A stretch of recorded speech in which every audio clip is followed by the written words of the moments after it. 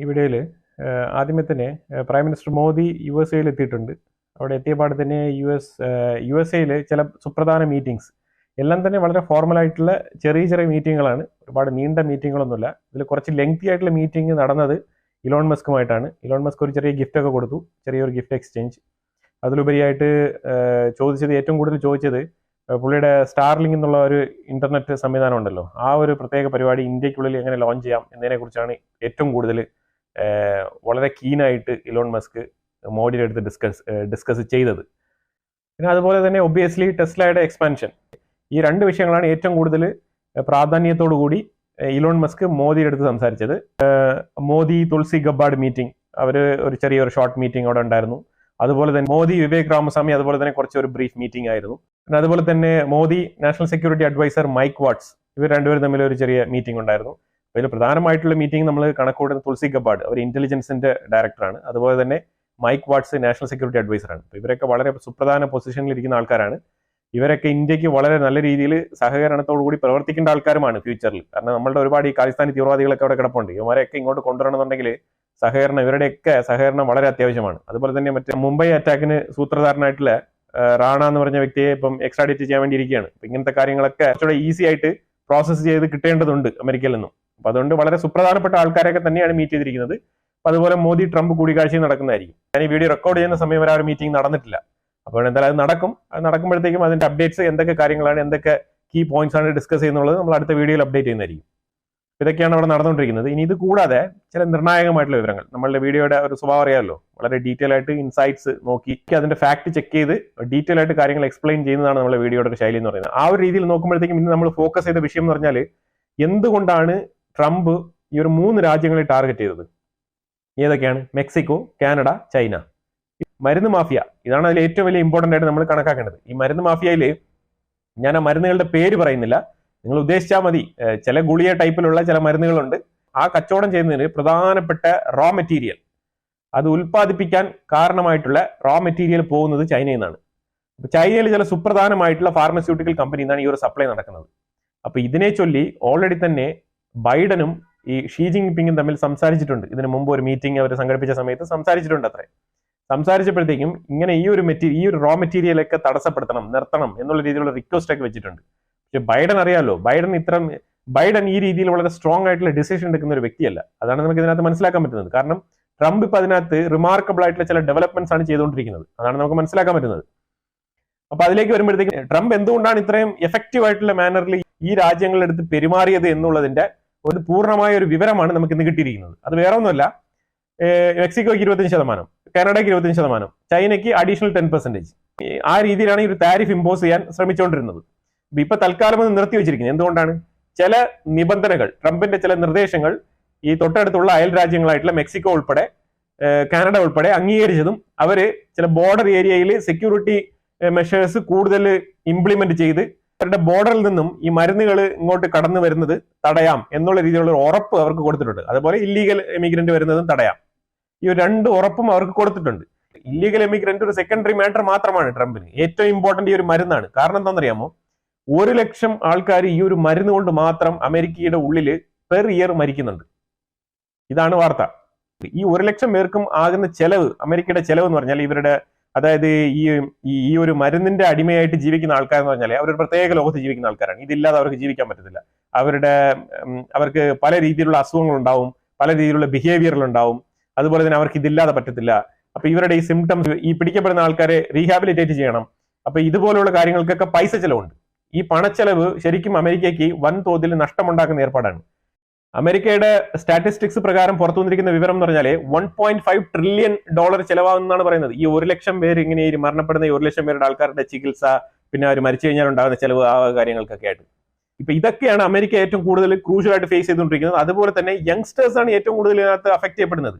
അതായത് വരുന്ന തലമുറ അമേരിക്കയ്ക്ക് നല്ല രീതിയിൽ എഫക്റ്റീവായിട്ട് ആ സൊസൈറ്റിക്ക് ഗുണപരമായി തീരേണ്ട പുതിയ തലമുറയിൽപ്പെട്ട ആൾക്കാരാണ് ഇതിനകത്ത് അടിമപ്പെട്ടു പോകുന്നത്. ഇത് പർട്ടിക്കുലർലി ചൈനയ്ക്കുള്ളിൽ നിന്ന് ഒരു വാർത്ത വന്നിരിക്കുന്നത്, അവരുടെ ഒരു കമ്മ്യൂണിസ്റ്റ് പ്രസിദ്ധീകരണം, അതിന്റെ ഉള്ളിൽ വന്നിരിക്കുന്ന വാർത്ത എന്ന് പറഞ്ഞാൽ ചൈന പർപ്പസ്ഫുള്ളിയാണ് ഇത് ചെയ്യുന്നത്രേ. മനഃപൂർവ്വമായിട്ട് അവരുടെ ഒരു അജണ്ടയാണ് അവർ നടപ്പിലാക്കിക്കൊണ്ടിരിക്കുന്ന വാർത്തയാണ് വന്നുകൊണ്ടിരിക്കുന്നത്. അപ്പൊ ഇതൊക്കെ മുൻകൂട്ടി അറിഞ്ഞുകൊണ്ട് ഇന്റലിജൻസ് വിവരങ്ങളൊക്കെ അറിഞ്ഞുകൊണ്ടാണ് ട്രംപ് ഇങ്ങനെ ഒരു തീരുമാനങ്ങളൊക്കെ എടുത്തിരിക്കുന്നത്. അപ്പൊ ഇതിന്റെ കണക്ടിവിറ്റി നിങ്ങൾ മനസ്സിലാക്കിക്കോണം. ചൈന പർട്ടിക്കുലർ ആയിട്ട് ഈ ഒരു റോ മെറ്റീരിയൽ മെക്സിക്കോയ്ക്ക് കൊടുക്കരുതെന്നാണ് അമേരിക്കയുടെ റിക്വസ്റ്റ്. അത് ചൈന കേൾക്കാൻ തയ്യാറാകുന്നില്ല. അതിന്റെ അർത്ഥം എന്താണ്? ഇൻഡയറക്ട്ലി ചൈന അത് പ്രൊമോട്ട് ചെയ്യുന്നതുകൊണ്ട് തന്നെയാണ്. അപ്പൊ ആ റോ മെറ്റീരിയൽ ആ രാജ്യത്തിന് മാത്രം കൊടുക്കാതിരുന്നാൽ എന്താണ് കുഴപ്പം? ചൈനയ്ക്ക് അത് നിർത്താമായിരുന്നല്ലോ. അതുകൊണ്ടാണ് ഈ ഒരു താരിഫിൽ കിടന്നിങ്ങനെ എഴയുന്നത്. ചൈന മുന്നോട്ട് വരാൻ വേണ്ടിയിട്ടും അമേരിക്കയെ മറികടക്കാൻ വേണ്ടിയിട്ടും പല പല കുരുട്ട് ബുദ്ധികൾ ഉപയോഗിക്കുന്ന ഒരു രീതിയാണ് ഇപ്പൊ നമുക്ക് ഇതിലൂടെ മനസ്സിലാക്കാൻ പറ്റുന്നത്. അപ്പൊ ചൈനയിൽ നിന്നും ഈ ഒരു റോ മെറ്റീരിയൽ മേടിച്ച് മെക്സിക്കോ ഇതേപോലത്തെ കാര്യങ്ങൾ വാസ്റ്റ് ആയിട്ട് അത് നല്ല വൻതോതിൽ ഉൽപ്പാദിപ്പിക്കുന്നുണ്ട്. അതായത് വൻതോതിൽ ഉൽപ്പാദിപ്പിക്കുന്നുണ്ടെന്ന് പറഞ്ഞാൽ ചെറിയ നമ്പേഴ്സ് ഒന്നുമല്ല. ഇതിൽ ഈ ഒരു ഇടപ്പെട്ട കാലത്ത് 2020 മാത്രം പിടിക്കപ്പെട്ടത് ഈ എഫ് എന്ന് പറഞ്ഞ അക്ഷരത്തിൽ തുടങ്ങുന്ന ആ ഒരു മരുന്ന്, ആ മരുന്ന് മാത്രം ഏതാണ്ട് പിടിക്കപ്പെട്ടത് 40 ലക്ഷമാണ് പിടിക്കപ്പെട്ടത്. 40 ലക്ഷം. അതേ മരുന്ന് 2024 4 വർഷത്തിൽ അതിന്റെ സപ്ലൈ ഏതാണ്ട് 1,15,00,000 പിടിക്കപ്പെട്ടിട്ടുണ്ട് അമേരിക്കയുടെ ഉള്ളിൽ നിന്ന്. 4 വർഷം കൊണ്ട് 40 ലക്ഷത്തിൽ നിന്നും 1,15,00,000. ഒന്ന് ആലോചിച്ച് നോക്കൂ. ഇത്രമാത്രം ഇത് കടത്തിവിടപ്പെടുന്നുണ്ട്. ഇത് കടത്തിവിടുന്നത് ഏതിലൂടെ? ഈ ബോർഡറിലൂടെ തന്നെ. മെക്സിക്കോയുടെ ഉള്ളിൽ ഇത് പ്രൊഡ്യൂസ് ചെയ്തിട്ട് ഇത് ഈ ബോർഡറിലൂടെ ക്രോസ് ചെയ്ത് വിടുന്നുണ്ട്. ഇതിനകത്ത് ഒരുപാട് ഈ ബോർഡറിൽ നിൽക്കുന്ന ഉദ്യോഗസ്ഥരും ഇതിനകത്ത് നല്ല രീതിയിൽ കാശ് വാങ്ങുന്നുണ്ട്. അവർ നല്ല രീതിയിൽ ഇതിൽ മുതലെടുപ്പ് നടത്തുന്നുണ്ട്. ആ രീതിയിൽ ഇതിനകത്ത് അകത്തോട്ട് അമേരിക്കയുടെ ഉള്ളിലോട്ട് കടത്തി വിടുന്നുണ്ട് ഈ സാധനം. അതുപോലെ തന്നെ ഇതേ സെയിം സാധനം മെക്സിക്കോയിൽ നിന്ന് കാനഡയിൽ എത്തിക്കുകയും, കാനഡ ത്രൂ ആരാണ്? കാനഡയിൽ പോകുന്ന ആരാണ്? കാനഡയിൽ മറ്റവന്മാര് ഖാലിസ്ഥാനികൾ. ആ ഖാലിസ്ഥാനികളാണ് ഇതിന്റെ ഏറ്റവും വലിയ കച്ചവടക്കാർ കാനഡയ്ക്കുള്ളിൽ. അവന്മാർ ഈ കാനഡ ബോർഡർ ത്രൂ ഈ സാധനം അമേരിക്കയുടെ ഉള്ളിൽ കയറ്റി അയക്കുന്നുണ്ട്. കയറ്റി അയക്കുന്നു മീൻസ് കടത്തിക്കൊണ്ടിരുന്നുണ്ട്. അതാണ് ചെയ്തുകൊണ്ടിരിക്കുന്നത്. അപ്പൊ അതിലൂടെ ഇപ്പൊ ഈ ഒരു ഖാലിസ്ഥാനി തീവ്രവാദികളായിക്കോട്ടെ, ഇതേപോലെ തന്നെ ഈ മെക്സിക്കോയിൽ നിന്ന് വരുന്ന ഈ മരുന്ന് ഇടപാടുകൾ, ഇതെല്ലാം തന്നെ അമേരിക്കയ്ക്ക് ദോഷം ചെയ്യുന്ന കാര്യങ്ങളാണ്. ഏതൊരു നല്ല ലീഡറും അവരുടെ രാജ്യത്തിനുള്ള യങ്സ്റ്റേഴ്സ്, പുതിയ തലമുറ, അവരുടെ മക്കളുടെ മക്കൾ നന്നായിട്ട് ജീവിക്കണം എന്ന് ആഗ്രഹിക്കുന്നെങ്കിൽ ഇതേപോലത്തെ ചില നടപടിക്രമങ്ങളൊക്കെ എടുത്തു വരും. ബൈഡനെ പോലെയല്ല ബൈഡൻ ചിലപ്പോൾ കുറച്ച് സമാധാനമായിട്ട് കാര്യങ്ങളൊക്കെ നിയന്ത്രിച്ച് ഇങ്ങനെയൊക്കെ ചെയ്യുമായിരിക്കും. ട്രംപിൻ്റെതായിട്ടുള്ള ഒരു ശൈലിയുണ്ട്. ആ ശൈലിയിൽ ചിലപ്പം ചില അബ്യൂസീവ് ആയിട്ടുള്ള വാക്കുകളൊക്കെ ചിലപ്പോൾ അയാൾ പുറത്ത് ഇങ്ങനെ വിളിച്ച് പറയും. പക്ഷേ അയാൾ ചെയ്യുന്ന പ്രവൃത്തി ഉണ്ടല്ലോ, അത് വളരെ കൃത്യമായിട്ട് തീരുമാനിച്ചുറപ്പിച്ച് പ്രീ പ്ലാനോടുകൂടി ചെയ്യുന്ന പ്രവൃത്തികളാണ്. അതുകൊണ്ട് തന്നെയാണ് നമ്മൾ ട്രംപ് എന്തുകൊണ്ടാണ് ഈ ഒരു 3 രാജ്യങ്ങളെ ടാർഗറ്റ് ചെയ്തത് എന്നുള്ള രീതിയിൽ നമ്മൾ കൂടുതൽ ഫോക്കസ് ചെയ്ത് നോക്കിയപ്പോഴത്തേക്കാണ് നമുക്ക് ഇതിനകത്തുള്ള ഡെപ്തിലുള്ള കാര്യം മനസ്സിലാക്കാൻ പറ്റിയത്. ട്രംപിന്റെ യഥാർത്ഥ ലക്ഷ്യം എന്ന് പറഞ്ഞാൽ ഈ മരുന്ന് കമ്പനികളെ സാങ്ഷൻ ചെയ്യുക എന്നുള്ളതാണ്. അതായത് ചൈനക്കുള്ളിൽ ഈ ഒരു സ്പെസിഫിക് ആയിട്ടുള്ള ഈ ഒരു റോ മെറ്റീരിയൽ സപ്ലൈ ചെയ്യുന്ന മരുന്ന് കമ്പനികളെ സാങ്ഷനിൽ ഉൾപ്പെടുത്തുക എന്നുള്ളതാണ്. അങ്ങനെ സാങ്ഷൻ വന്നു കഴിഞ്ഞാൽ എന്താണ്? സാങ്ഷൻ വന്നു കഴിഞ്ഞാൽ ആ കമ്പനികളിൽ നിന്ന് പോകുന്ന ആ ഒരു റോ മെറ്റീരിയൽസ് അവർക്ക് വേറെ എവിടെയും കൊടുക്കാൻ പറ്റാത്തൊരവസ്ഥ വരും. Not only for Mexico, globally തന്നെ അവർ ഈ ഒരു സാങ്ഷൻസ് നേരിടേണ്ടി വരും. ഇതിലിപ്പോ പാർഷ്യലി ഇപ്പം ചൈനീസ് കമ്പനികളായിട്ടുള്ള കുറെ ഫാർമസി കമ്പനികളെയൊക്കെ ബാൻ ചെയ്ത് കഴിഞ്ഞാൽ നമ്മൾ പറയണ്ടല്ലോ, ഇന്ത്യ ഒരു ഫാർമാലാൻഡ് തന്നെയാണ്. അപ്പൊ ഇന്ത്യക്ക് ആ മരുന്ന് കമ്പനികളിൽ നിന്ന് പോകുന്ന മറ്റു പ്രോഡക്റ്റുകളുണ്ടല്ലോ, ഈ ഒരു റോ മെറ്റീരിയൽ മാത്രമല്ല, മറ്റുള്ള പ്രോഡക്റ്റുകൾ, ജനറൽ ആയിട്ടുള്ള ജനറിക് മെഡിസിൻസുമായിട്ട് ബന്ധപ്പെട്ട പ്രോഡക്റ്റുകളൊക്കെ ഉണ്ടാവും. ആ പ്രോഡക്റ്റുകൾക്കൊക്കെ ഇന്ത്യക്കുള്ളിലുള്ള കമ്പനികൾക്ക് ആ ഒരു മാർക്കറ്റ് പിടിക്കാനുള്ള സാധ്യതയുണ്ട്. അപ്പൊ ആ കമ്പനികൾക്ക് നല്ല സാധ്യതയുണ്ട്. US നമുക്ക് ആ ഒരു കോൺട്രാക്ട്സ് ഒക്കെ ഏറ്റെടുക്കാം. ആ രീതിയിലുള്ള ഒരു സാധ്യത, ഒരു ബിസിനസ് സാധ്യതയും കൂടെ ഇന്ത്യക്ക് വരുന്നുണ്ടെന്നുള്ളതാണ്. ഞാൻ ചെറിയൊരു അഡ്വാൻറ്റേജ് പറഞ്ഞതേ ഉള്ളൂ. ബൈഡൻ ശരിക്കും ഈ ഷീ ജിൻപിങ്ങുമായിട്ടൊക്കെ മീറ്റിംഗ് നടത്തിയിട്ട് ഇത് നിർത്താൻ കുറച്ച് ആളുകൂടെ റിക്വസ്റ്റ് ചെയ്തുകൊണ്ടിരുന്നു. അത് ഷീ ജിൻപിങ് ഈ ചെവി കൂടെ കേട്ട് മറ്റേ ചെവി കൂടെ വിട്ടിട്ട് മിണ്ടാതെ പോവുകയാണ് ചെയ്തത്. അങ്ങനെ ഷീ ജിൻപിങ്ങിന് ആ കമ്പനിയെ തടയാൻ കഴിയാണ്ട് ബൈഡൻ ചെയ്തതെന്ന് പറഞ്ഞാല് ക്യാമ്പയിൻ, ഈ കോളേജുകൾക്കുള്ളിൽ ഇതിനെക്കുറിച്ചുള്ള അവയർനെസ് ക്ലാസ്സുകൾ, അതുപോലെ തന്നെ പല ക്യാമ്പയിനുകൾ, പല രീതിയിലുള്ള സെമിനാറുകൾ, ഇതൊക്കെ കണ്ടക്ട് ചെയ്തുകൊണ്ട്, ഇതിനുവേണ്ടി പൈസ മുടക്കി ഇതൊക്കെ കണ്ടക്ട് ചെയ്തുകൊണ്ടിരിക്കുകയാണ് ചെയ്തത്. ഇതൊക്കെ ഒരു തരത്തിൽ നോക്കിക്കഴിഞ്ഞാൽ ഈ സെമിനാർ ക്യാമ്പയിനൊക്കെ ഈ മരുന്നിന്റെ ഒരു ഇൻട്രോഡക്ഷൻ കൂടിയാണ്. കാരണം അറിയാത്ത കുട്ടികളും കൂടെ ഈ മരുന്ന് അറിയാനുള്ള ഒരു സാഹചര്യം ഉണ്ടാകുകയാണ്. അതാണ് ഇൻഡയറക്ട്ലി ബൈഡൻ ചെയ്തുകൊണ്ടിരുന്നത്. ഡെമോക്രാറ്റിക് ഭരണകൂടത്തിന് ഇതിനെക്കുറിച്ച് ചിന്തിക്കാനോ ഇതിനെക്കുറിച്ച് സംസാരിക്കാനോ ഇതിനെക്കുറിച്ച് എഫക്റ്റീവ് ആയിട്ടുള്ള തീരുമാനങ്ങൾ എടുക്കാനോ കഴിഞ്ഞില്ല എന്നുള്ളതാണ് വസ്തുതാപരമായിട്ടുള്ള കാര്യം. പക്ഷെ അതിനെയാണ് ട്രംപ് അതിഗംഭീരമായിട്ട് ഇന്ന് തടഞ്ഞു നിർത്താനുള്ള ഒരു റൂൾസ് ആൻഡ് റെഗുലേഷൻസ് കൊണ്ടുവന്ന് അതിനെ മോണിറ്റർ ചെയ്ത് ഇപ്പൊ മുന്നോട്ട് കൊണ്ടുപോയിക്കൊണ്ടിരിക്കുന്നത്. തീർച്ചയായിട്ടും ഇതിന്റെ മുന ചൈനയിലേക്ക് തന്നെ നീളും. ട്രംപ് വളരെ കൃത്യമായിട്ടുള്ള പ്ലാനിങ്ങിലാണ്. അത് വേറെ ഒന്നുമല്ല, ഇന്ത്യയിലെ പോലെയല്ല US അവസ്ഥ. അവിടെ എന്ന് പറഞ്ഞാൽ അവിടെ എന്തെങ്കിലുമൊക്കെ ഒരു അപകടമോ ഏതെങ്കിലും രീതിയിലൊക്കെ ആൾക്കാർ അനോണിമസ് ആയിട്ടൊക്കെ മരണപ്പെടുന്നുണ്ടെങ്കിൽ അവിടെയൊക്കെ ലോ സ്യൂട്ട് ഫയൽ ചെയ്യാൻ പറ്റും. ലോ സ്യൂട്ട് ഫയൽ ചെയ്തിട്ട് നല്ല രീതിയിലുള്ള എമൗണ്ട് ക്ലെയിം ചെയ്യാൻ പറ്റും. അങ്ങനത്തെ ഒരു ഫെസിലിറ്റി ഒക്കെ ഉള്ള സ്ഥലമാണ് USA എന്ന് പറയുന്നത്. ഈ ഒരു മരുന്നുമായിട്ട് ബന്ധപ്പെട്ട് ഇങ്ങനെ മരണപ്പെട്ട ആൾക്കാരെയൊക്കെ അവരുടെ ഫാമിലീസ് ഒക്കെ ഒന്ന് ഇനി വരുന്ന ഫ്യൂച്ചറിലുള്ള കാര്യങ്ങളായിക്കോട്ടെ, ഇനി സംഭവിക്കുന്ന കാര്യങ്ങളൊക്കെ ഒന്ന് ഏകോപിപ്പിച്ചിട്ട് ഈ ചൈനീസ് കമ്പനി ആയിട്ടുള്ള ഈ റോ മെറ്റീരിയൽ സപ്ലൈ ചെയ്യുന്ന കമ്പനികളില്ലേ, ഈ കമ്പനികൾക്കെതിരെ പ്രൈവറ്റ് ലോ സ്യൂട്ട് ഫയൽ ചെയ്യാൻ വേണ്ടിയിട്ടുള്ള ഒരു പുറപ്പാടിലാണ് ഇപ്പൊ ട്രംപിന്റെ ഒരു ഭരണകൂടം നീങ്ങുന്നത്. ഇതിലൂടെ ചൈനയ്ക്കുള്ളിലുള്ള കുറെ കമ്പനികളെ പൂട്ടാനാണ് ലക്ഷ്യമിടുന്നത്. ഇതൊക്കെ വളരെ നല്ല തീരുമാനമാണ്. ഇത് ഇങ്ങനെയൊക്കെ തന്നെയാണ് ചെയ്യേണ്ടത്. വളരെ വൃത്തിയായിട്ട് തന്നെ ട്രംപ് ഇത്തവണ മുന്നോട്ട് കൊണ്ടുപോയിക്കൊണ്ടിരിക്കുന്നതാണ് നമുക്ക് മനസ്സിലാക്കാൻ പറ്റുന്നത്. വളരെ ക്ലിയർ ആയിട്ടുള്ള വിഷനും ക്ലിയർ ആയിട്ടുള്ള അഡ്മിനിസ്ട്രേഷനാണ് മുന്നോട്ട് പോകുന്നത്. ഇതിനു മുമ്പ് അഫ്ഗാനിസ്ഥാനിൽ ഇതിന്റെ നാച്ചുറൽ ആയിട്ടുള്ള കൾട്ടിവേഷൻ ഒരുപാട് ഉണ്ടായിരുന്നു അഫ്ഗാനിസ്ഥാനിൽ. ഇപ്പൊ അഫ്ഗാനിസ്ഥാൻ അത് കൂടുതൽ റെഡ്യൂസ് ചെയ്തു. കാരണം വേറെ ഒന്നുമില്ല, അവർക്ക് ഇത് വിറ്റഴിക്കാൻ വലിയ ബുദ്ധിമുട്ടുണ്ട്. ഒന്നാമത്തെ കാര്യം, കാരണം ഒന്നാമത് തന്നെ അവർ തലീബാനാണ്, കുറച്ചുകൂടെ ലിബറലൈസ്ഡ് ആവാൻ വേണ്ടിയിട്ട് ശ്രമിച്ചുകൊണ്ടിരിക്കുകയാണ്. ആ ഒരു സാഹചര്യത്തിൽ ഈ ഒരു കൃഷിയും കൂടെ ചെയ്യുന്നത് അത്ര നല്ല പരിപാടിയല്ല എന്നുള്ളത് അറിഞ്ഞുകൊണ്ട് തന്നെയാണ് അവർ ലിമിറ്റ് ചെയ്താണ് ചെയ്തുകൊണ്ടിരിക്കുന്നത്. അവര് ചെയ്യുന്നുണ്ട്, പക്ഷെ അത്ര വലിയ തോതിൽ അത് ചെയ്യുന്നില്ല എന്നുള്ളതാണ്. ഇതിനു മുമ്പ് അവർക്ക് പാകിസ്ഥാനുമായിട്ട് നല്ല ടൈപ്പ് ഉണ്ടായിരുന്നു. അപ്പൊ അതുകൊണ്ട് ഇവര് കൾട്ടിവേറ്റ് ചെയ്ത് എടുക്കുന്ന ഈ ഒരു നാച്ചുറൽ സബ്സ്റ്റൻസ് ഇവർ ഏറ്റവും കൂടുതൽ പാകിസ്ഥാൻ ത്രൂ ഇറാനിൽ എത്തിച്ച് ആ രീതിയിലാണ് ഇവർ മാർക്കറ്റ് കണ്ടെത്തിക്കൊണ്ടിരുന്നത്. പക്ഷെ ഇപ്പൊ ഈ പാകിസ്ഥാനുമായിട്ടുള്ള ബന്ധം മുറിഞ്ഞതുകൊണ്ട് തന്നെ വലിയ തോതിൽ ഇത് ഉത്പാദിപ്പിക്കുന്നില്ല. അതുകൊണ്ട് പാകിസ്ഥാനുമായിട്ട് ബന്ധം ശരിയല്ല. അതുകൊണ്ട് ഇവർക്ക് ആ വ്യാപാരത്തിനുള്ള ഒരു സോഴ്സ് ഒക്കെ നഷ്ടപ്പെട്ടിരിക്കുന്ന ഒരു അവസ്ഥയിലാണ് ഇപ്പം അഫ്ഗാനിസ്ഥാൻ മുന്നോട്ട് പോയിക്കൊണ്ടിരിക്കുന്നത്. അതുകൊണ്ട് സംഭവം എന്തായി? സംഭവം ഇതിന്റെ ഡിമാൻഡ് കൂടി, ഇതിന്റെ അവൈലബിലിറ്റി കുറഞ്ഞു. അതായത് ഇതിന്റെ ലഭ്യത കുറയുകയും ഇതിന്റെ ഡിമാൻഡ് വർദ്ധിക്കുകയും ചെയ്തു. അപ്പൊ അങ്ങനെയുള്ള സാഹചര്യം വന്നപ്പോൾ അവിടെ ഒരു ഗ്യാപ്പ് വന്നു. ആ ഗ്യാപ്പിനെ കയറി ഗോൾ അടിക്കുന്നതാണ് ചൈന. ചൈന ഇപ്പൊ എന്ത് ചെയ്ത് ഇതിനെ സിന്തറ്റിക് ആയിട്ടുള്ള സാധനങ്ങൾ ഉത്പാദിപ്പിച്ച് അതിനകത്ത് കയറ്റി വിടാൻ തുടങ്ങി. അങ്ങനെയാണ് ഇപ്പൊ ഈ സിന്തറ്റിക് ആയിട്ടുള്ള സാധനങ്ങൾ ലോകമെമ്പാടും വ്യാപിച്ചുകൊണ്ടിരിക്കുന്നത്. ഇന്ത്യക്കുള്ളിലും വരുന്നുണ്ട്. എമ്മിൽ തുടങ്ങുന്ന ആ സാധനം ഇന്ത്യക്കുള്ളിൽ ഒരുപാട് വ്യാപകമായിട്ട് പല സ്ഥലങ്ങളിലും ഒരുപാട് സ്ഥലത്ത് പിടിക്കപ്പെട്ടിട്ടുണ്ടെന്നുള്ളതാണ് വസ്തുതാപരമായിട്ടുള്ള കാര്യം. ഇത് ചൈനയുടെ തന്ത്രപരമായിട്ടുള്ള യുവാക്കൾക്കെതിരെ നടക്കുന്ന ഒരു ക്യാമ്പയിനാണ്. വേണ്ടിയിട്ട് നമ്മുടെ രാജ്യത്തിന്റെ ഭാവിയെ നശിപ്പിക്കുന്ന രീതിയിൽ തുടങ്ങിയിരിക്കുന്ന ഒരു ക്യാമ്പയിൻ ആയിട്ടാണ് മനസ്സിലാക്കാൻ പറ്റുന്നത്. ഈ വിഷയങ്ങളിൽ പാരന്റ്സും അതേപോലെ തന്നെ ഈ യങ്സ്റ്റേഴ്സും നല്ല രീതിയിലുള്ള അവയർനെസ് ഇതിനെക്കുറിച്ച് ഉണ്ടാവേണ്ടതാണ്. ഇതുപോലത്തെ സാധനങ്ങളൊക്കെ കഴിച്ചു കഴിഞ്ഞാൽ ഉണ്ടാകാൻ പോകുന്ന പാർശ്വഫലങ്ങൾ എന്ന് പറഞ്ഞാൽ നിസ്സാരമല്ല. ഇതൊക്കെ ശരിക്കും പറഞ്ഞാല് ഭാവിയെ തന്നെ തൊലച്ചു കളയുന്ന ഏർപ്പാടാണ് ഈ വക സാധനങ്ങളൊക്കെ കഴിക്കുന്നത്. പല ആൾക്കാരും ഇതിനെ നിസ്സാരവൽക്കരിക്കും. പക്ഷെ ഇത് അത്ര എളുപ്പത്തിൽ നിസ്സാരവൽക്കരിക്കപ്പെടേണ്ട കാര്യമല്ല. ഇത് വളരെ സീരിയസ് ആയിട്ടുള്ള വിഷയമാണ്. ഇത് പാരന്റ്സ് കുട്ടികളെ നല്ല രീതിയിൽ ഉപദേശിക്കണം. ഇത് സ്കൂളുകളിലും കോളേജുകളിലും പല സ്ഥലങ്ങളിലും നമ്മളുടെ കുട്ടികൾ വളരെ ഈസി ആയിട്ട് പോകുന്ന എല്ലാ സ്ഥലങ്ങളിലും വളരെ സുലഭമായിട്ട് അവൈലബിൾ ആണെന്നാണ് പറയുന്നത്. അപ്പൊ അതുകൊണ്ട് വളരെ കെയർഫുൾ ആയിട്ടിരിക്കുക. കുട്ടികളുടെ ബാഗ് ഒക്കെ നിങ്ങൾ വീക്ക്ലി വൺസ് ട്വൈസ് പരിശോധിക്കണം. ഇതൊക്കെ നിങ്ങൾ പാരന്റ്സ് വളരെ നല്ല രീതിയിൽ ചെക്ക് ചെയ്ത് പരിശോധിക്കേണ്ട കാലഘട്ടമാണ് ഇപ്പോൾ. അപ്പൊ ഞാൻ ജസ്റ്റ് ഇതൊന്ന് ഓർമ്മിപ്പിച്ചതേ ഉള്ളൂ.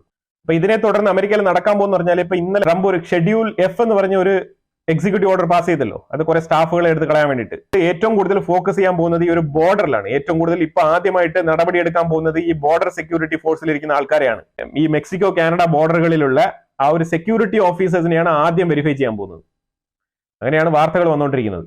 കാരണം അവരെയാണ് ഏറ്റവും കൂടുതൽ നമ്മൾ ട്രസ്റ്റഡ് ആയിട്ടുള്ള ഉദ്യോഗസ്ഥന്മാരായിട്ടുള്ള ആൾക്കാരെ നിയമിക്കേണ്ടത്. പഴയ ആൾക്കാർ ഈ പൈസയൊക്കെ മേടിച്ചുകൊണ്ട് അങ്ങോട്ടും ഇങ്ങോട്ടും ആൾക്കാരെ കടത്തിവിടുന്ന ആൾക്കാരെയൊക്കെ എടുത്ത് തൂത്ത് പറക്കി പുതിയ ആൾക്കാരെ വളരെ സ്ട്രിക്റ്റ് ആയിട്ട് ലോ പാലിക്കുന്ന ആൾക്കാരെ അവിടെ കൊണ്ട് പ്ലേസ് ചെയ്യാനാണ് തീരുമാനിച്ചിരിക്കുന്നത്. ട്രംപും പുടിനും ഫോണിൽ സംസാരിച്ചു എന്ന് പറഞ്ഞല്ലോ. ട്രംപ് തന്നെ മൊത്തത്തിൽ കാര്യങ്ങൾ തുറന്ന് പറഞ്ഞിരിക്കുകയാണ്. 90 മിനിറ്റ് ആണ് സംസാരിച്ചത്. ഏതാണ്ട് 1.5 മണിക്കൂർ സംസാരിച്ച വിഷയങ്ങൾ തീർച്ചയായിട്ടും സെലൻസ്കിയെ വിളിച്ച് സെലൻസ്കി എടുത്തും എക്സ്പ്ലെയിൻ ചെയ്ത് പറഞ്ഞിട്ടുണ്ട്. ഇതിൽ ഒരു ഹിഡൻ ഡ്രാമയൊന്നുമില്ല.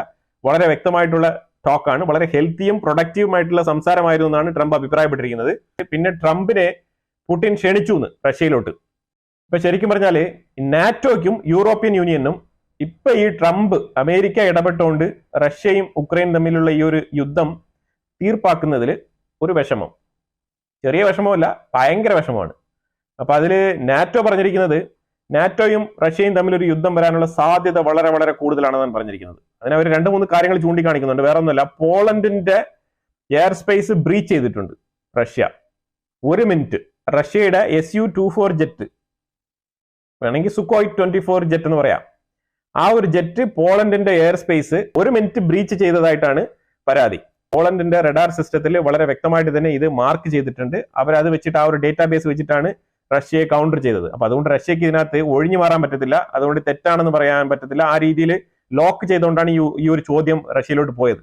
പോളണ്ട് ഒരു നാറ്റോ രാജ്യമാണ്, അത് നമ്മൾ ഓർത്തോണം. റഷ്യ അതിന് കൊടുത്ത ഉത്തരം എന്ന് പറഞ്ഞാൽ അത് നാവിഗേഷൻ എറർ ആയിരിക്കും എന്നാണ് റഷ്യ കൊടുത്തിരിക്കുന്ന ഉത്തരം. വ്യക്തമായിട്ടുള്ള ഉത്തരം ഒന്നും കൊടുത്തില്ല. റഷ്യ ചില സാഹചര്യങ്ങളിൽ ഇങ്ങനത്തെ ചില പരീക്ഷണങ്ങൾ ചെയ്യാറുണ്ട്. അത് ജസ്റ്റ് ഒന്ന് പറഞ്ഞു നോക്കുക എന്താണ് റെസ്പോൺസ് എന്ന് അറിയാൻ വേണ്ടിയിട്ട്. അപ്പൊ ആ രീതിയിൽ ചെയ്തതാവാം. ഇതിനു മുമ്പ് തന്നെ പുള്ളി സ്വീഡന്റേത്, ഫിൻലാൻഡിന്റെ ബോർഡറൊക്കെ ഇതുപോലെ ബ്രീച്ച് ചെയ്തിട്ടുണ്ട്. അവരും ഇതേപോലെ പരാതിപ്പെട്ട ആൾക്കാർ തന്നെയാണ്. റഷ്യയും ഉക്രൈനും തമ്മിലുള്ള ആ ഒരു മീഡിയേഷൻ നടക്കും. 4 പേർ അടങ്ങുന്ന ഒരു ടീമിനെ ഇതിന് അപ്പോയിന്റ് ചെയ്തിട്ടുണ്ട്. മാർക്കോ റൂബിയോ, മൈക്ക് വാട്സ്, സ്റ്റീവ് വിറ്റ്കോഫ്, ജോൺ ഡ്രെക്ലർ, ഇങ്ങനെ 4 ആൾക്കാരെ ഇതിന് അപ്പോയിന്റ് ചെയ്തിട്ടുണ്ട്. സ്റ്റേറ്റ് സെക്രട്ടറി ഉൾപ്പെടെയുള്ള റാങ്കിൽ പെടുന്ന ആൾക്കാരാണ്. പിന്നെ ഒരു കാര്യം കൂടെ എടുത്തു പറഞ്ഞിട്ടുണ്ട്, now there is no plan for Ukraine visit. ഇപ്പൊ തൽക്കാലം ഉക്രൈൻ വിസിറ്റ് ചെയ്യാൻ പ്ലാൻ ചെയ്യുന്നില്ല എന്നുള്ളതാണ്. ഞാൻ ഇന്നലെ ഒരു വീഡിയോ ഇട്ടിട്ടുണ്ടായിരുന്നു. അതിനകത്ത് ഉക്രൈൻ്റെ ഒരു ആദ്യത്തെ ഡിമാൻഡ് തന്നെ ഫസ്റ്റ് ഉക്രൈനിൽ വന്ന് സംസാരിക്കണം എന്നായിരുന്നു. ഫസ്റ്റ് സെലൻസ്കിയെ കണ്ട് സംസാരിക്കണം എന്നായിരുന്നു സെലൻസ്കിയുടെ ഫസ്റ്റ് റിക്വസ്റ്റ്. ആ റിക്വസ്റ്റോടെ വയലേറ്റ് ചെയ്തിരിക്കുകയാണ്. അടുത്ത പ്ലാനുമായിട്ട് ഇനി സെലൻസ്കി വരും, അതിൽ യാതൊരു മാറ്റമില്ല. കാരണം ഇപ്പൊ സെലൻസ്കിയുടെ ആദ്യത്തെ റിക്വസ്റ്റ് തന്നെയാണ് ഡിനൈ ചെയ്യപ്പെട്ടിരിക്കുന്നത്. ഇത് യൂറോപ്യൻ യൂണിയൻ അതുപോലെ നാറ്റോ ഇവർ രണ്ടുപേരും തന്നെ പറഞ്ഞിരിക്കുന്നത് ഞങ്ങൾ എത്ര ആയുധം വേണമെങ്കിലും ഉക്രൈന് കൊടുക്കാൻ തയ്യാറാണെന്നാണ് പറഞ്ഞുകൊണ്ടിരിക്കുന്നത്. നിങ്ങൾ എന്ത് ചെയ്യണമായിരുന്നു? ഇത്രയും നാൾ അത് കൊടുക്കണമായിരുന്നു അല്ലേ? നിങ്ങൾ ഇത്രയും നാളും ഇപ്പൊ കൊടുക്കും, ഇതാ കൊടുക്കും, കുറച്ച് കഴിഞ്ഞ് കൊടുക്കും എന്നൊക്കെ പറഞ്ഞ് ഇത്രയും വലിച്ചഴിച്ച് കൊണ്ടുപോയിട്ട് ഇപ്പൊ ഏതാണ്ട് യുദ്ധം അവസാനിക്കാറായി വന്ന് നിൽക്കുന്ന സമയത്താണ് നിങ്ങൾ പറയുന്നത് ഞങ്ങൾ എന്ത് സഹായം കൊടുക്കാൻ തയ്യാറാണെന്നുള്ളത്. യൂറോപ്യൻ യൂണിയൻ അമേരിക്കയ്ക്ക് ഒരു വാണിംഗ് കൊടുത്തിട്ടുണ്ട്. അത് വേറെ ഒന്നുമല്ല, നിങ്ങളിപ്പോ ചെയ്തുകൊണ്ടിരിക്കുന്ന ഒരു ബാർഗെയിൻ ഡീലില്ലേ, ആ ഡീൽ വളരെ മോശമാണ്, ഈ രീതിയിൽ മുന്നോട്ട് പോകരുത്, ഇത് ദോഷം ചെയ്യും എന്നുള്ള നിലയിലുള്ള ഒരു വാണിംഗ് ആണ് യൂറോപ്യൻ യൂണിയൻ കൊടുത്തിരിക്കുന്നത്. കാരണം വേറെ ഒന്നുമില്ല, ഇതിന്റെ പുറകിലൊരു കളിയുണ്ട്. അത് ഞാൻ പറയാം. ഈ ഗ്രീൻലാൻഡിനെ അമേരിക്ക എടുക്കുന്നതുമായിട്ട് ബന്ധപ്പെട്ട് ട്രംപ് കൃത്യമായിട്ട് ഈ ഒരു കാര്യം, ട്രംപ് വളരെ വ്യക്തമായിട്ട് ഈ ഒരു കാര്യം പുടിന്റെ അടുത്ത് ധരിപ്പിക്കും. പുടിൻ തീർച്ചയായിട്ടും ഇതിന് സഹായിക്കാനാണ് സാധ്യത. കാരണം വേറെ എന്താണ്? കാരണം ഉക്രൈന്റെ സ്ഥലം ഈ 3600 സ്ക്വയർ കിലോമീറ്റർ റഷ്യക്ക് അങ്ങ് എടുക്കാം.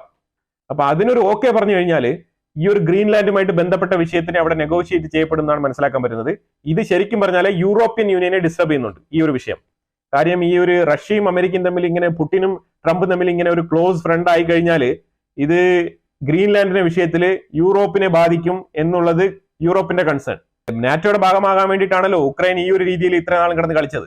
പക്ഷെ എന്നിട്ട് അത് സാധിച്ചതുമില്ല. നാറ്റോയ്ക്കാണെങ്കിൽ റഷ്യയുടെ ഭാഗത്തു നിന്ന് ഒരു ത്രെട്ട് വരാനുള്ള സാധ്യതയുമുണ്ട്. കാരണം ഇത്രയും നാളും ഉക്രൈനെ ബാക്കപ്പ് ചെയ്തുകൊണ്ട് നിന്നതാണ് നാറ്റോ. പക്ഷെ അവർ ആയുധപരമായിട്ടോ അല്ലെങ്കിൽ വേറെ രീതിയിലും അവർക്ക് ശക്തമായിട്ടുള്ള പിന്തുണയോ നൽകിയില്ല. ഓൺലി ഡ്രാമ മാത്രമാണ് കാണിച്ചുകൊണ്ടിരുന്നത്. നാറ്റോ ശക്തമായി പിന്തുണ ഉക്രൈന് നൽകിയിരുന്നെങ്കിൽ കുറച്ചുകൂടെ ഉക്രൈനെ പിടിച്ചു നിൽക്കാമായിരുന്നു. പക്ഷെ അവർ ഇതിൽ നിന്നും ഫെയിലിയർ ആയതുകൊണ്ടാണ്, എല്ലാ കാര്യങ്ങളും അമേരിക്ക തന്നെ ചെയ്യട്ടെ എന്നുള്ള നിലയിൽ നിന്നതുകൊണ്ട് മാത്രമാണ് ഇന്ന് ഉക്രൈന് ഈ ഒരു അവസ്ഥ വന്നിരിക്കുന്നത്. അപ്പൊ ഇപ്പം വലിയ വായിൽ സംസാരിക്കുന്നുണ്ട് നാറ്റോ രാജ്യങ്ങൾ. മാർക്ക് റുട്ടെ നാറ്റോയുടെ ഹെഡാണ്. അയാൾ ഇന്ന് വന്ന് പറഞ്ഞിരിക്കുന്ന വിഷയം എന്ന് പറഞ്ഞാൽ നാറ്റോ വളരെ ശക്തമായി പ്രതികരിക്കും എന്നുള്ള നിലയിലുള്ള വാഗ്ദാനങ്ങളൊക്കെ കൊടുത്തുകൊണ്ടാണ് വന്നിരിക്കുന്നത്. തൽക്കാലം ഈ ഒരു യുദ്ധം ഇങ്ങനെ ഇവിടെ അവസാനിപ്പിച്ചെങ്കിലും 5 വർഷത്തിനുള്ളിൽ നാറ്റോ രാജ്യങ്ങളെ ഓരോന്നായിട്ട് റഷ്യ ആക്രമിച്ചു തുടങ്ങും എന്നുള്ള ഒരു സ്ട്രാറ്റജിക് പോയിന്റും കൂടെയാണ് പുള്ളി രേഖപ്പെടുത്തുന്നത്. വളരെ വാലിഡ് ആയിട്ടുള്ള ഒരു പോയിന്റ് ആണ്, പക്ഷെ അത് വിശകലനം ചെയ്ത് നോക്കേണ്ടതും കൂടിയാണ്. ഡാനിഷ് ഇന്റലിജൻസ് ആണ് ഈ ഒരു റിപ്പോർട്ട് കൊടുത്തിരിക്കുന്നത്. അതായത് അടുത്ത 5 വർഷത്തിൽ റഷ്യ നാറ്റോ രാജ്യങ്ങളെ ഓരോന്നായിട്ട് അറ്റാക്ക് ചെയ്ത് തുടങ്ങാനുള്ള സാധ്യത ഉണ്ടെന്നുള്ള ഒരു പ്രോബബിലിറ്റി ആ ഒരു റിപ്പോർട്ട് കൊടുത്തിരിക്കുന്നതാണ് ഡാനിഷ് ഇന്റലിജൻസ്. പിന്നെ ഉക്രൈന്റെ ഉള്ളിൽ ഈ സെലൻസ്കിക്ക് എതിരെയുള്ള സ്റ്റേറ്റ്മെന്റുകൾ കൂടി വരുന്നതായിട്ടാണ് കാണാൻ കഴിയുന്നത്. അതിലൊരു പാർലമെന്റേറിയൻ, ഒരു MP, ഒലൻസ്കി എന്നാണ് ഇയാളുടെ പേര്. ഇയാൾ പറഞ്ഞിരിക്കുന്നത് പറഞ്ഞാൽ സെലൻസ്കി പൊളിറ്റിക്കൽ താല്പര്യത്തിന് വേണ്ടിയിട്ട് ഈ ഒരു യുദ്ധം നീട്ടിക്കൊണ്ടു പോകാനാണ് സാഹചര്യം നോക്കുന്നത്. അതുപോലെ തന്നെ ഇലക്ഷൻ നടത്താൻ യാതൊരു താല്പര്യമില്ല. അതുപോലെ തന്നെ രാജ്യത്തിന്റെ ഓരോ ഭാഗങ്ങളും പല പല ആൾക്കാർക്ക് കൂറിട്ട് വിൽക്കുന്ന ഒരു ഏർപ്പാടാണ് നടന്നുകൊണ്ടിരിക്കുന്നത്. രാജ്യത്തിന്റെ പല പല അസറ്റുകളും പല രാജ്യങ്ങൾക്കായിട്ട് വിറ്റോണ്ടിരിക്കുന്നത്, പല കോർപ്പറേറ്റ് കമ്പനികൾക്ക് വിറ്റോണ്ടിരിക്കുന്ന ഒരു അവസ്ഥയാണ് ഇവിടെ കാണാൻ കഴിയുന്നത്. അപ്പൊ അതുകൊണ്ട് സെലൻസ്കിയുടെ നയങ്ങളൊന്നും ശരിയല്ല എന്നുള്ളതാണ് പുള്ളിയുടെ വാദം. പുള്ളി പറയുന്നത് എത്രയും വേഗം ഇലക്ഷൻ നടത്തണം എന്നുള്ള ഒരു നിലപാടാണ് പുള്ളി എടുത്തുകൊണ്ടിരിക്കുന്നത്. ഒലൻസ്കിയുടെ ഈ ഒരു ക്യാമ്പയിൻ കുറച്ചുകൂടെ വിശാലമായി ആൾക്കാർ ഏറ്റെടുക്കാനും ഇത് സെലൻസ്കിക്ക് എതിരെ ഒരു പ്രൊട്ടസ്റ്റ് അവിടെ രൂപപ്പെട്ടു വരാനുള്ള സാധ്യത ഉണ്ടെന്നാണ് വിലയിരുത്തൽ. അപ്പൊ ഇതില് ഇസ്രായേലിന്റെ ഒരു കാര്യം കൂടെ പറഞ്ഞേക്കാം. ഹമാസ് ഓൾറെഡി തന്നെ ഞങ്ങൾ ഇനിയിപ്പം പഴയതുപോലെ തന്നെ ഞങ്ങൾ അടങ്ങി ഒതുങ്ങി ഈ നിങ്ങൾ ഒപ്പിട്ട ആ ഒരു സീസ് ഫയർ ഡീൽ തന്നെ മുന്നോട്ട് കൊണ്ടുപോകാം എന്നുള്ള രീതിയിലാണ് പറഞ്ഞിരുന്നത്. അപ്പൊ ആ രീതിയിൽ സമ്മതിച്ചുകൊണ്ട് മുന്നോട്ട് വരികയും, അപ്പൊ അതിനെ ഗണ്ണിച്ചുകൊണ്ട് ഇസ്രായേൽ എന്ന് പറഞ്ഞിരിക്കുന്നത് അത് പോരാ, നിങ്ങൾ 3 പേരെ വിട്ടാൽ പോരാ, നിങ്ങൾ ശനിയാഴ്ച മാക്സിമം ബന്ദികളെ റിലീസ് ചെയ്യണം. മാക്സിമം ജീവിച്ചിരിക്കുന്ന ആൾക്കാരെ മൊത്തം ഈ ഒരു ഫസ്റ്റ് ഫേസിൽ വിടാന്ന് പറഞ്ഞ അത്രയും ആൾക്കാരെയും നിങ്ങൾ ശനിയാഴ്ച വിടണം എന്നുള്ള ഒരു നിബന്ധനയാണ്, എന്നുള്ളൊരു കണ്ടീഷനാണ് ഇസ്രായേൽ അങ്ങോട്ട് പറഞ്ഞിരിക്കുന്നത്. പക്ഷെ മാർക്കോ റൂബിയോ 15-ാം തീയതി ഇസ്രായേലിൽ എത്തുന്നുണ്ട്. അതുപോലെ തന്നെ നിർണായകമായ ചില മീറ്റിങ്ങുകൾ നടത്തും എന്നാണ് പറഞ്ഞിരിക്കുന്നത്. അപ്പൊ അതിലൂടെ ഏറ്റവും കൂടുതൽ ബന്ദികളെ റിലീസ് ചെയ്യാനുള്ള മാർഗമാണ് സാറ്റർഡേ ഇസ്രായേലിന്റെ സൈഡിൽ നിന്നുള്ള ഒരു പ്രഷർ ഹമാസിന്റെ മേളിൽ അപ്ലൈ ചെയ്തിരിക്കുന്നത്. അഭിപ്രായങ്ങൾ കമന്റ് ബോക്സിൽ രേഖപ്പെടുത്തുക. വീഡിയോ ഇഷ്ടപ്പെട്ടെങ്കിൽ ലൈക്ക് ചെയ്യുക, ഷെയർ ചെയ്യുക. അതുപോലെ തന്നെ നിങ്ങൾ ആദ്യമായിട്ടാണ് ചാനൽ കാണുന്നുണ്ടെങ്കിൽ മറക്കാതെ സബ്സ്ക്രൈബ് ചെയ്യുക. വീണ്ടും അടുത്തൊരു വിഷയമായിട്ട് വരാം. Thank you so much.